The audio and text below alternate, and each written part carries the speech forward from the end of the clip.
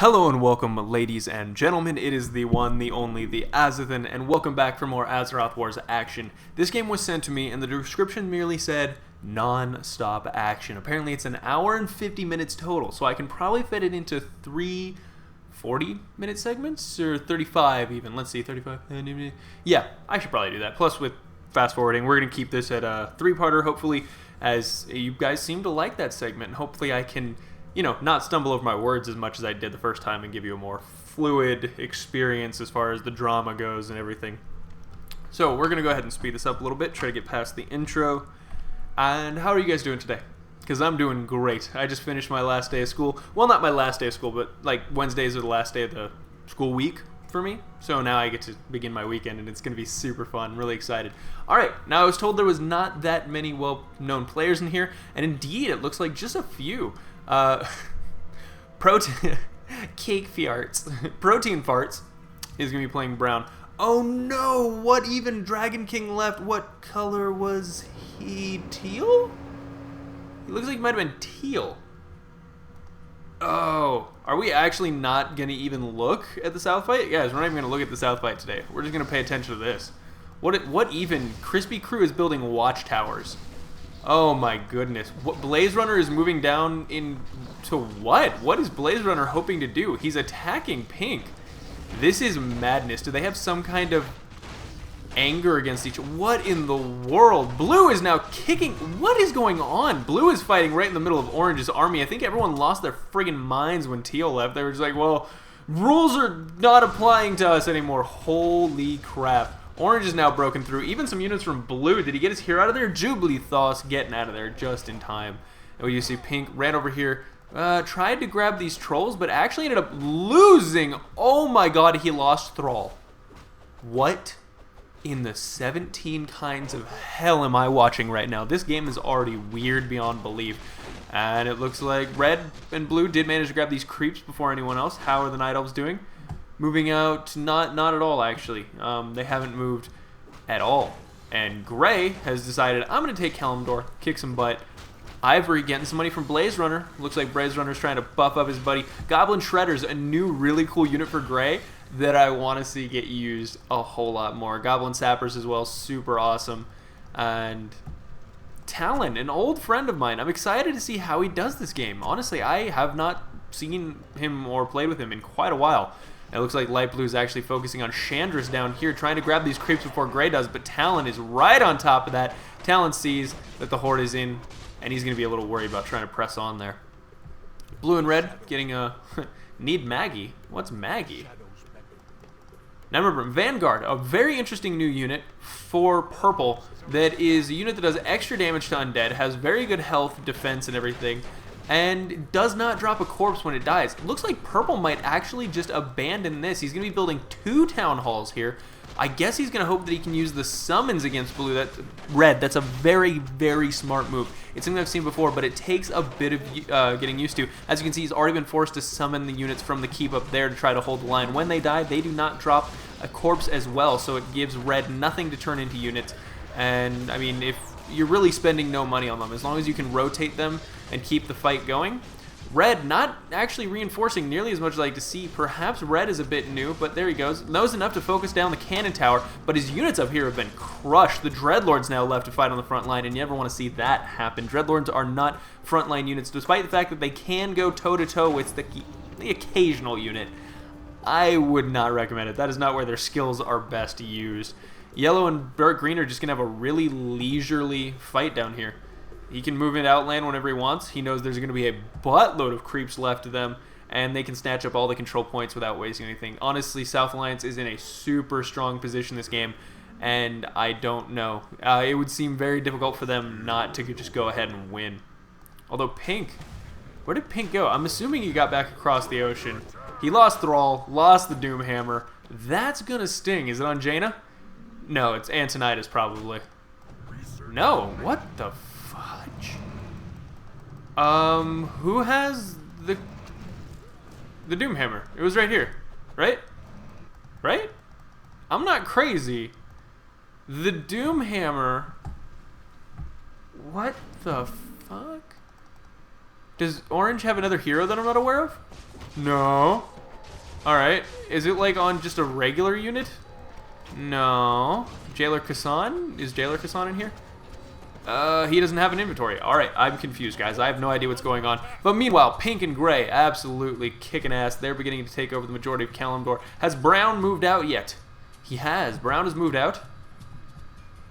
Honestly, this beginning feels a little slow to me due to the fact the South Alliance fight is just not going on. We do see Blue taking out a few elves here for the cost of nothing, really. Dreadlords are awesome, and if they had a mana regen aura, even greater. And by the way, this is the new version, so we're going to see some terrain differences here. We will notice this has been expanded a bit. This is actually more lore correct. Really liked what they did with the new terrain. We're going to go ahead and check out here. Again, Troll City has been expanded. A much more interesting area, actually capable of building a base in here should you land. This is an area which could defend anything quite easily. I mean, really, the only entrance is here until they break down all the trees, and that's another thing to note. You can break down the trees as red, or if you're assaulting green, you don't have to go through this gate. You can open it up, have a two-pronged attack. No longer any need to just ruin your units. I mean, it's awful in the past. Units just get destroyed if you have a good green defending that. It's GG. Looks like the Night Elves are going to try to defend here, but no ships means no win. Oh, that is just an absolute waste of a defensive area. And this enhanced runestone will go down to just a few more axes from these trolls. Or it will be left alive to harass this poor orc champion in the face. Owie. There it goes. Now it's down. Nope, it's dash far, dash reset, and dash other things. Oh, we can see they're trying to kill off the civilians now. Villagers need to die before the plague occurs because, well, we don't need zombies running all amok, causing trouble, smelling awful. Oh my god, he actually, okay, it's only after the plague goes that he has to kill these. We can actually see Purple killing off all of his own buildings just to get access to the villagers to slaughter them beforehand, because if Red Doom drops here, another town hall goes down. What the hell? This guy is just what the fuck am I watching? This guy is going to use nothing but free units. Oh my goodness, it's not the worst idea. It's actually pretty interesting. I've just never thought of it that way. And yet again, a light blue running into a terrible engagement, loses his hero, loses all of his units. Meanwhile, Brown is nowhere to be seen. I'm not... Cake farts. There we go. Elin the Betrayer has been freed. Malfurion hasn't. He needs to bring Cenarius over here to the Barrow Dens and release him. Pretty please, very quickly. I get the feeling they're gonna die if this doesn't hurry up. Thanks, says Purple. Thanks for all that free stuff. Keeps, are they gonna be upgraded into castles as well? I don't know if they provide any more. There's two, there's gonna be 4 keeps here. And 2 here. Wow, in addition to towers and all that. This Purple playing an interesting game. By the way, another little interesting thing here we have down at the Dark Portal, they've actually added in the coastline here, meaning that you can hide units here as Teal. You can actually land a boat, run back in, and while they're assaulting you, take back the Dark Portal control nexus. Can you imagine that? Dark green and yellow just like, oh, we've got this fight. There's nothing they can do. There is no way they're going to beat us. And then just a bunch of grunts.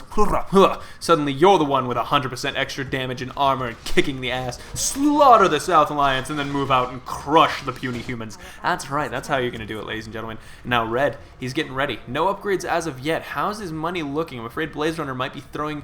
Oh, that money is way too high for this early in the game, guys. No, that is not okay on 6 control points. He needs to go ahead and spend that on upgrades, get his Necromancers. We do see he's gotten the Adept training, so clearly he wants to go summons, but the Abominations say he wants to go heavy melee. Oh my god, this is just painful to watch. Orange, there we go, Plague has been used. And Red just being fed gold by Blue. Blue is all over the place with the creeping and the keeping up on things, but Red has not done anything in the North. This is a very new player game.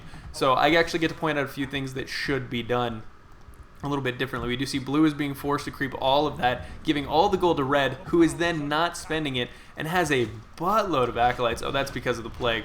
Alright, now's the time to go, guys. Alright, Red senses that it's time as well. Better focus down that cannon tower or all of your good caster units are going to get killed off. Even Kel'Thuzad taking a bit of a beating from a single cannon tower. Come on, guys. There we go. Finally, it goes down. Red in the front there. Purple, he's got his keeps. He's got his free summoned units. There will be nothing for Red to remake. Oh my god, even 1-2 upgrades on these units. That's pretty cool. Feral Spirits also benefit from the upgrades. Grand Marshal Othmar Garithos is now joining in the fight. Blue, I think, would have been better served by doing a Doom drop, while Red's horribly doomed attack was doing its thing. And red now attacking an inn. That's good. That seems important. I'm sure that will win you the game. Furbolgs have joined the Elven cause now that the corrupted treant in the Fellwood has been destroyed. Cenarius marches to war, his hooves beat in Ashenvale Forest. But I get the feeling the Horde's probably just going to fucking ruin them, so I'm just throwing it out there. Oh my god, purple has destroyed every building where anything plagued could possibly exist. It's beautiful. By the way, I also think Vanguard immune to plague, if I'm not wrong. Yep, they are definitely immune to plague. Orange, how you doing, buddy? Has he taken... No, he hasn't. Alright, where's Orange? We're going to keep searching. Hellborn, what are you up to, baby? Jaina Proudmoore, there we go. Alright, he's got his Kieran Tor up. Battle Mages, everything's looking good. Few changes, Arcanist removed in this version. So, actually maybe it's not this version. We'll have to look into that. And there we go, the Horde begins to assault. Oh man, I like these. Look at these little walls. Look at the little land bridge. Oh guys, it's so cool. I love what they're doing with the terrain. It's so neat. And there we go. Theramore Keep, actually more accurate. A giant tower rather than the castle. And it kicks butt. Can summon units, good range, provide some food. But I don't think Theramore... Oh, he actually locks down one of Talon's destroyers. But Talon keeps pumping them out of the shipyard. He needs to bring a couple more over here. Oh, you might be able to take down a single Juggernaut. But past that, the Alliance frigate falls. And these units are going to get absolutely murdered. Luckily, they were summoned units... Oh, that's actually pretty cool that they're archers, realizing that your real problem is going to be ranged units in this fight. And here we go, the Horde duking it out with the Druids. No upgrades for the Druids. How's the Horde looking? 1-1 on the ranged, 1-1 on the melee. I'm probably just automatic like that. And light blue gets a bit of a wraparound. Gray, honestly, the Night Elves have a very good choke point right here. If they can utilize this correctly, I mean, yeah, that was some actually very painful shockwaves there, but light blue doing pretty well. Actually going to force gray back. If pink can get in the fight though and help out with his shamans and his Tauren, we could see a turnaround. Light blue, how are your upgrades looking? 0-0 still. Wow, no one likes upgrades in this game. It's like just fucking, they hate upgrades. Looks like this purple is going just pure turtle. He's built keeps as far as like, yep, 2 more keeps. There we go. All right, how many are in Stratholme now? 4. He's going to have 4 keeps total. I guess his idea is I could just keep summoning free units and never have to worry about them. I mean, that's one way of looking at it. Now, the Night Elves have driven the Horde out of Ashenvale, up into Stone Talon Peak, where Grom Hellscream reforms his forces. Yeah, that's not going to do anything at all. He might kill an improved cannon tower, but these are all going to get locked down pretty quickly. Using the frigates to lock those down, hoping he can distract them long enough to take out the improved guard towers. The cannon towers are the biggest threat when landing here generally, but surprisingly enough, I'm going to go ahead and give biggest threat to these keeps. These keeps are pretty awesome, and he does not manage to take down the improved guard towers, but he's got frost worms with 1-2 upgrades. He can probably kill off this fleet with what he has, and those footmen certainly cannot attack air, so we might see a bit of a turnaround. Now, pink and gray have rallied up together. Their forces combined charge into the fray. Toronto Whisperwind and just a few archers, Naisha as well, they're going to try to hold the line. What is he spending his money on is my question. He has nothing. Nothing. And just, he has 1 control point. Ow, how is that even fucking possible? 1 right there, and 1 right there. And yet it says he has 1 control point. I'm really confused. There must be a bug with him right now. And Brown trying to hold, he's not holding the correct spot. Oh, this is going to be rough, and generally people don't like attacking through this choke point. Only good thing is that if the Night Elves hold here, they're going to be shooting up at the majority of your units and have a possibility of missing occasionally. Now, we do see North Alliance has not yet seen fit to get rid of Scholomance. It continues to produce units. 1,000 gold. Oh, I bet light blue is wishing he had that gold right now. Brown, too, as he just pumps out Druids of the Claw. What in the world? How is he affording this right now? He's got 6 control points, and yet he has had just non-stop Druids of the Claw. He needs to make sure he's using their roar ability. Increases a lot of damage, especially on Cenarius' slight amount of splash damage. Oh, but the stasis traps go off, giving the Horde a bit of a respite. And now the Druids of the Claw. Oh, they're taking a beating. I can't actually tell who's winning. It's too close. The Chain Heals, though, are probably going to win it for the Horde. Cairn Bloodhoof may lose his life. He's such an obvious target. Oh, he's 198. Whoa, he's back up to 600. He might live because it looks like all the Druids of the Claw are dead, and Brown, while sitting at 357, is... Don't back up! Don't back up! You guys are winning! Get the fuck in there! Healing wards are good, man. Oh no, Cenarius about to get focused down. Grom Hellscream goes invisible. He wants Cenarius' blood on his axe. He says, it is lore time, baby. And we're gonna kick some ass. We're gonna hit Strath. I don't know. Have all these units been... No, nothing has been creeped. Dark Green just pushing his way in here. He's got 3-2 upgrades, focusing purely on upgrades. He hasn't gotten his champions yet. No need for that. Militia, Outriders, all look pretty cool. He's going to try to focus down these power generators, but unfortunately they're actually blocked. A surprising number of units are here in Outland. And no. Fraps, no. Fraps. Damn it. Damn it, Fraps. We can't do this. We can't keep doing this. Alright, guys. I'm going to restart my computer and hope that fixes the problem. I'll be back in a minute. Hello and welcome back, ladies and gentlemen, and sorry about that. So, anyway, Red now buffing up his army. Night Elves have been driven back, and honestly, it's just Chandris at this point trying to hold the line.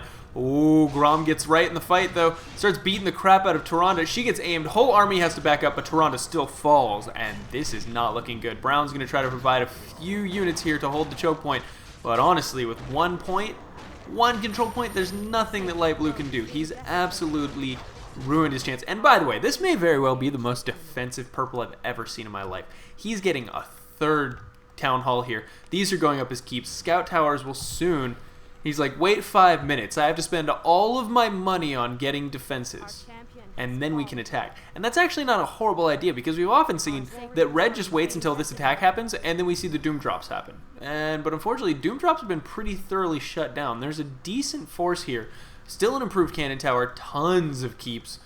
I mean, oh god, look at that. He's even surrounding the back edges there of Stratholme with towers, so they would have to individually kill off the towers before they even attempted to get Stratholme. And as it is already, oh, he's blocked it off. Look at that. He's even blocked off the entrance. This is a well-defended purple. Turtley he may be, but I have to respect his foresight in thinking, you know what, maybe today, no. And Light Blue saying, Orange, can we please come to your lounge and perhaps not die? That would be just wonderful. I don't know what Orange is going to say. Hopefully Gray has pillage at this point. Talon, do you have pillage? Yes, he does indeed, seeing that money tick up very slowly. Rokan has quite a few unspent skill points. I'm not actually sure why that is. Grom Hellscream 6, Rexar 12, sorry, 7, and Rokan level 5. Let's go ahead and check out purples. 3, 4, 3. I'm guessing yellow and dark green are going to be a little bit higher up, although they haven't had much of a fight down here, so it's only 4, 5 for yellow. Dark green's going to be sitting on 4 and 7 on Bolvar. He actually left King Varian in here to just hang out. Daneth Trollbane has now joined the forces, and once he brings Varian Wren up there, he should get a ton more stuff. Now he's moving down. He's going to clear out all the creeps. This is going to be quite a bit. Oh, the experience. And these Demon Gates have been running the entire time. I mean, he's going to get quite a good chunk. He could have left them operational just so they'd get more summons. Come back occasionally for some nice experience. And okay, Watchtower's going to fall. I mean, surprisingly, the Outriders do quite a bit of damage, especially with First Strike and Trample. Yellow's sitting very passively. I wonder what he's going to be doing. Now, in this version, Yellow has a different skill tree than what we've seen before. And there it is, the Imperial Quarters. First, you can upgrade between Stormpike and I want to say Anvilmar. Anvilmar being the more melee-oriented one. Stormpike means increased range for your towers and piercing rounds for your riflemen, whereas the Anvilmar one means that your warriors get defend, and I think they get a little bit stronger. And you get... Oh, spike. That's right. Spiked barricades on your Dwarven Keep towers. Very cool. Very fun. Makes them very difficult to take. And there's a specific set. Oh, this is not the newest version, because in the newest version, 1.87b, the specialties are over here. Masteries are up there. And it looks like the Horde is getting ready to march up here. Brown has created some Ancient Protectors. I'd move them back and defend them with the rest of your army. Where is, in fact...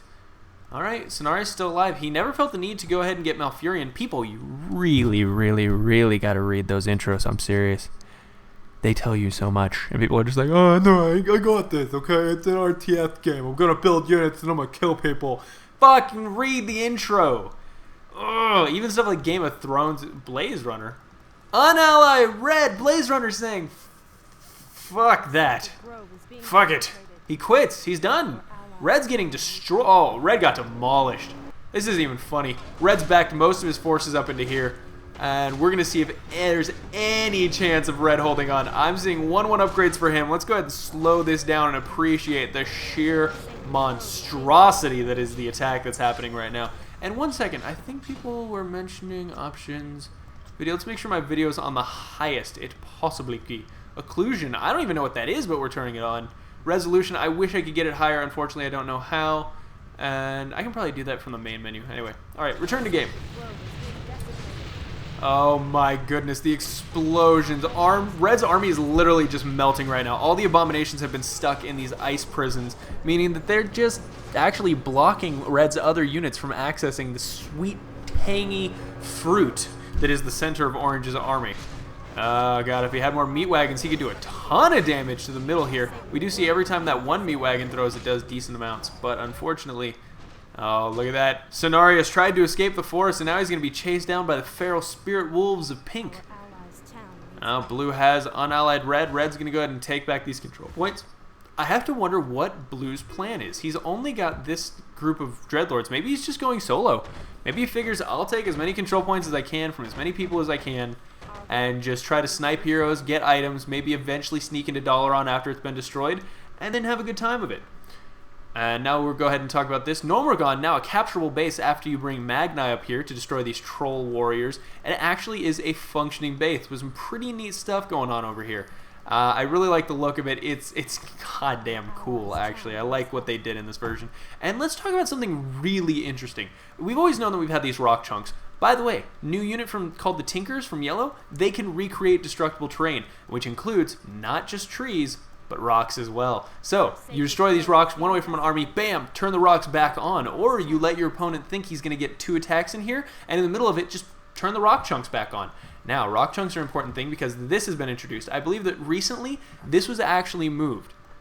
I don't know how they did it so smoothly, but this is more of an island now. And this connects into here. So, it's actually, I don't know how they did it, but it's a very smooth move. Oh my god. Blue just got wrecked, tried to sneak his army into the middle of everything, and got destroyed. Red leaves the game. Ivory saying, I'm absolutely done with this. This is completely unfair. I don't see any way of getting past this. He said, let's kill the Scourge to get the king. Well, he's certainly got... and marry with Jade. I like how that's the important version for him. I wish house to make babies. Oh no, Cenarius has been slowed by the spears of the Dark Troll. Oh god, troll head, dark spear trolls. There we go. I was gonna say dark something. Ancients of Lore trying to smack little Tauren booty as they run by, and I can't blame them. Those taut buttocks would make anyone say, hello, soldier. Wait, how is it? It's like, hello, soldiers, or hello, my honey, hello, my darling, hello, my ragtime gal. Baby, my heart's on fire. By the way, I'm going to mention this once here and then in the very beginning of the next video. My 500 subscribers / 100,000 view mark is coming up within the next week. And I'm very excited, and I thought I'd do something special. People have thrown many ideas around, and you can go ahead and pitch your ideas at either thehiveworkshop.com in the off-topic section, or, what the fuck? Crispy's getting angry. What's going on there? What did he do? Why is he so angry? Anyway, Hive Workshop, or go to diplomunion.com in the Azeroth Wars LR casting and game section, and you can go ahead and no, don't turn on the... That's a lawnmower. No! Please tell me that's not a lawnmower and it's just like a really loud... What is that? Oh, it's a lawnmower. No! Alright, hopefully we can just go ahead and aim it away from the lawnmower and we should be fine. Anyway, yeah, go to diplomunion.com. You can pitch in what you think should be the idea for the 100,000 event. Personally, my favorite I've heard so far is a 12v12, or just a 12-person free-for-all, or an entire cast done as Christopher Walken. Oh, no, I could see myself talking like this for perhaps an hour and a half max. It would be very difficult to go ahead and actually maintain this voice. You have no idea. It's awful. I don't even know what I'm doing half the time. My voice just goes up and down in pitch for no real reason. Oh, no, it's fine. Look at the Cairn Bloodhoof destroying the forests of the elves, not a chance of them surviving. It's almost embarrassing what they're trying to do. I'm turning slowly into an Indian person. What are you doing? How are you doing today? Hello, my name is Christopher Walken, and it is very good to see you. Yes. Oh, Christopher. Oh, it's turning into Deckard Cain now. Oh, what does Deckard Cain turn into? He turns into Bane. Deckard Bane. Oh, no, it's fine. They call me Christopher Walken. Deckard. Deckard, you're looking a little old. Tell me, does your mother sew? Boom! How to sew that? Alright, I'm done being a dork. But anyway, go ahead and pitch in your ideas of those two sites, and I'm going to go ahead and take a poll. Figure out what was most popular. Maybe I'll invite some people to have an Azeroth Wars game with me, specifically special rules. Maybe I'll just go ahead and do a video with a couple people, like a couple guest casters. I don't know, but whatever it is, I want you guys to have some input on it and let me know what you'd like. So, just go ahead and mull that over and let me know what you think. Mal'Ganis. Ooh, Mal'Ganis got the Horn of Cenarius. Maybe that's what that was about. Brown going ahead and just dropping that and giving the horn to Mal'Ganis. That's kind of annoying, and I love it. I'm not going to lie. I love it. All right, Purple. He's got a ton of stuff here. Who wants to take a bet that he just might... Does he have any builders? No. No, because all the builders are currently at home, making sure that there are enough keeps, guard towers, and other things to keep him well and truly alive. Now, if Blue can actually get to level 10, if he can get to level 10, and he can get over here to the Isle, and he can get the Eye of Sargeras, he becomes a contender once more, not to be laughed at by his enemies. I love that spinning graphic right there. Also, another thing I wanted to talk about, I have noticed that I absolutely despise StarCraft 2 custom maps, and it's not because they're bad. Like, a lot of them functionally are exactly the same. For example, there's one called, I want to say, it's like Tower TD something or other, but in Warcraft 3 it's Legion TD. I don't know if you guys ever played Legion TD, but it's super fun. You build towers, which then come alive during the next round, and they fight with the next round wave of units. Most of the time it's done on ×3 because that's more exciting, more gold, faster paced, you know, higher stakes. I like that stuff. But they have the exact same map, exact same units, exact same everything in StarCraft 2, and I fucking hate it. And I was trying to figure out why, what was causing me to dislike it so much, and I realized that it's just the sheer dynamic nature of Warcraft 3 that makes it fun. Everything has an attack animation. I mean, you think about StarCraft, it's really bad. How do you make a Marine look at all good?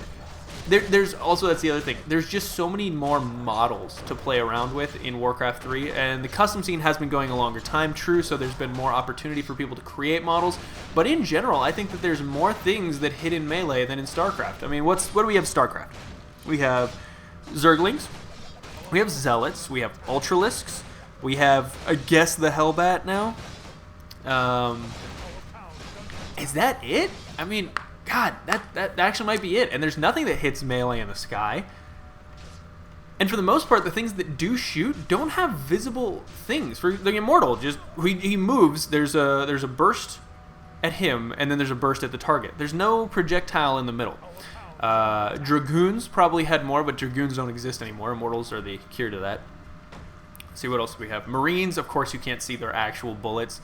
Hydralisks, even, the spines are super small. You can't enjoy it. I mean, even on archers here. Let's go ahead and see if we can actually see an archer firing his weapon sometime here soon. We might get a chance because we got Saffron here. Now, even at this range, oh, look at that. I can already see the arrows. I can see them perfectly on my screen right now. Not a problem.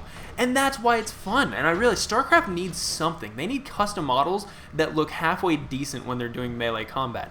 There was one game I was playing. I want to say it was mechanical based. It was sort of Dota-like. It was Protoss, Terran, Zerg. I might actually go play that after this. I need to re-download StarCraft 2. But it was a lot of fun, and they had some units that actually looked pretty good in melee. I mean, still the Zergling looked the best, everything that was designed. But I mean, you just go around this map and you can find 100 different things, including creeps, murlocs, whatever you want, that are all designed to... Oh my god, did Dark Green not... Did Dark Green... Oh my god, look at all the creeps that Dark Green left alive. That's... Huh. Okay. Dark Green still hasn't moved up, by the way. I'm going to go ahead and check on see what he's doing, because we're at the 29-minute mark. They had no teal. Their upgrades should be ridiculous. Oh, let's see what Edwin Van Cleef. He went the Brotherhood. Oh, Edwin Van Cleef actually looking pretty badass. I like that choice of model for him. Daneth Trollbane, King Varian, Edwin Van Cleef. I don't know what their special abilities are, but I'm looking forward to finding out. And the Dreadlord squad, quietly sneaking about. Shh. No one need know. Oh no, but Purple's not dumb. He's got Arcane Sentry on all of his guard towers, and that means that, oh Jesus. He's even got patrols, or please tell me this is a patrol and not actually going to attack blue, because if this is just a patrol, that's some awesome Sin City he's got going on. Nope, looks like it is actually designed to kill blue. He can see blue. Blue, you got to get out of there, man. Your boat's right there. Just fucking leave. Just leave. All right, dark green just got 1,000 lumber from yellow. I don't know for what, but as we can see, the Frozen Throne has now fallen. It's completely vulnerable, and the Horde is finally cleaned up in Kalimdor. So, light blue's running around with just a few units. Elid and Storm Rage hanging out with light blue. I don't see any hope for them. Chandris. That's it. Chandris. Oh my god, purple has built more town halls, which he will then turn into keeps. Essentially what this has done, no matter where his army is, he can summon up an extremely potent defense force in time to... Yeah, you might just want to leave, blue. I don't actually know what Blaze Runner's doing. He's usually a pretty good player, but he's sort of getting his butt kicked right now. Get the fuck out. Leave. You're going to lose, Mal'Ganis. Even with that health regen, you're sort of taking a beating. And now, right outside my windows, my roommates are working, and that's great. But we're getting pretty close to our end point here, so hopefully I can do this at a later point where they're not outside making lots of noise. Can you hear that? Can you hear that? They have never done this before. I'm not kidding. This is completely new. And somehow, they have chosen the 30 minutes of this day during which I will shoutcast to do this. I'm so proud of them. Oh, Joffrey. Joffrey's going to chase down Dave Rolf. I wonder if I can find all the little things. Joffrey, Dave Rolf, Balespawn. Lovely character. Undead transport chips are just fucking off. Stake on Spear. He took the Griffin. What a dick. Flying Sheep is the third. Anybody else just kind of sitting around not doing much? I know they added in Uldum in the most recent version. I didn't get to check that out. I want to get a peek at that next time I have an opportunity. Now, Cthulhu could be taken out. We have no reason. Holy crap, never mind. Orange is actually here with a huge fleet. And purple now has King Arthas. Wait, he should. He has to bring it up here. Dude, you got to bring it up here. Come on. Come on, purple. All right, dark green and yellow decided Ragnaros is going to fall today, and they're doing quite a good job so far. Plenty of stuns going off. Ragnaros is wreaking a ton of havoc. We can see the amount of damage done back here. Explorers in the back. They do have wonderful upgrades, but as far as I'm aware, in this version, they don't actually have their caster upgrades, so they're not going to be able to get that one healing ward that they're supposed to be able to drop, and a few other things are left out. But the Explorers League and the Gnomish Aid are the second tier of Yellow's options, meaning he can either go Gnomes and get Tinkers and interesting mechanical abilities, or he can go the Explorers. And the Explorers Hall has an ability that once, I think, every 3 or 4 minutes, you can reveal the entirety of the map for a few seconds. And that is a very potent ability, although not as useful as you might think. I did find it fun, but it has to be used at just the right moment. It's useful, however, let's say you have a teal that managed to grab the crown, still lost, and run off. You can reveal and find out where that secret little base is. Just look for teal on that minimap really quickly and then hope you can chase him down in time. Most people aren't expecting it. Also, bonus, no one knows that you've revealed them, so they're feeling pretty badass. Let's go ahead and check out Horde. Crispy, how you doing on your upgrades there, buddy? 3-3. Alright, that's respectable. 2-3 on his melee. And these trees are, of course, 2-2 because the Admiral kicks ass. Nobody fucks with Admiral Moore's Proudmoore's flagship except Griffins, which absolutely destroy it. And Talon, what are you up to, buddy? Rexar, Champion of the Horde, level 8. Rokan, level 7. Grom Hellscream, level 8. They may choose to assault here soon, but I don't know. Why is he breaking? Oh, it's because he's managed to block his battle mages in. Now, Hellborn actually going for battle mages. I'm surprised. He's going to go Pyromancer Battle Mage. He only has 1/1 upgrades. Here come the Wind Riders, hoping they can do some damage to these units. As there are no frigates, nothing can shoot up here, and these Wind Riders will be able to do quite a bit of harassment for free. It's a good move there. Always be aware of what your units can and can't do, and plan ahead. Alright, now that Dark Green's managed to kick the ever-living crap out of Ragnaros, Yellow's chosen Wildhammer clan, which means, if I'm not wrong, he should be building some Griffins soon. That's the whole point of getting the Wildhammers. Get some fucking Wildhammers. There they are, Griffin Riders. And I think they changed this, which I'm really sad about. I'm super sad. Look at that. Look at that little thing right there. Oh, it's fortified. It's fortified armor on flying units. Oh, it was so good for like the week that I got to play it. I really wanted to go back. I loved it because units would not choose to attack Griffin Riders first because most units do not choose to attack fortified armor first. And that makes it amazing. Oh, it's so good. And Falstad Wildhammer is now the Thane of Airy Peak. He's a strong, silent type, I guess. I don't know him that well. I mean, he seems like a pleasant fella. And holy crap, Pink is all over the place as far as lumber mining goes. He's taking out his frustrations on losing that Horn of Cenarius by chopping down every fucking tree he can get his hand on. OJ and Red ally? What? OJ re-ally? Wait, did Orange unally his original allies? No, I'm confused. Illidari has allied people, and I don't even see Cake Fiart. Oh, okay, he has units. He just doesn't have any control points. High Warlord Nagentis. Illidan Stormrage. Oh, the Naga have entered the game, ladies and gentlemen. Naga Royal Guard. These units, even at this level of 0-0 upgrades, they're still pretty tough. I mean, let's not, you know, raise our noses at that. It's not funny. Oh, and Bale's Blaze Runner. He snuck a Necropolis onto Kalimdor. I'm shocked. What is his plan from here? Is he allied to somebody? Who has one more ally than they should?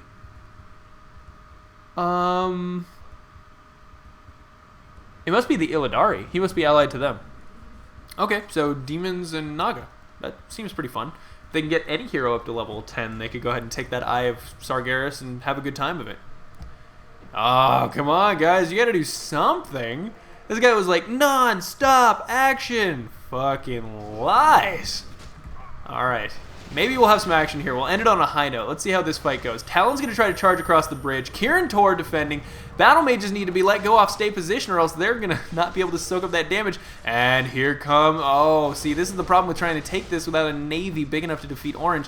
He can just place some battleships. He should be placing some battleships right here and bombarding these lines. Oh, Archmage Antonidas might get named down here in a second. I don't think there's any healing to save him. No, indeed, he gets wiped out.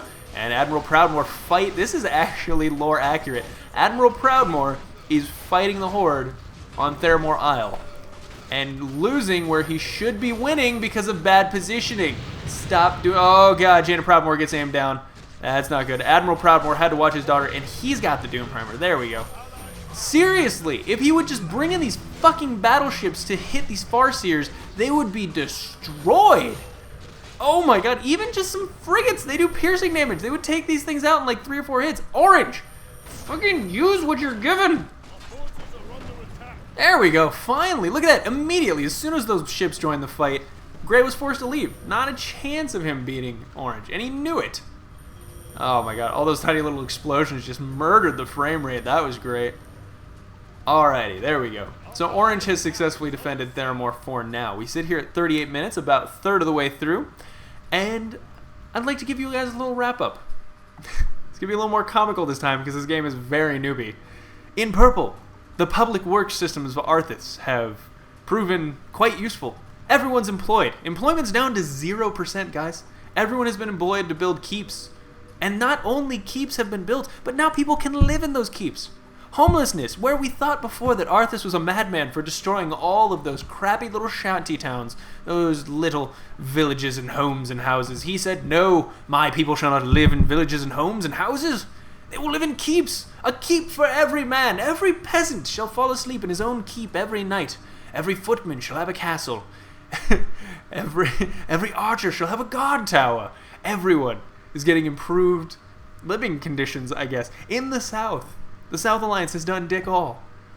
Realizing that their orcish enemies have apparently brained themselves and decided that they just didn't want to move, fight, or talk, the dwarves instead spent time sharpening their weapons, building better muskets, building armies, murdering old gods of fire, gathering items, control points, leaving certain creeps alive because we thought they were cute. That's a good Voidwalker. You're a very good Voidwalker. Yes, you are. Who's the cutest Voidwalker? Anyway, the Naga sit in the sea, bathing, wondering, is there anything we can possibly do at all to influence this game in any way?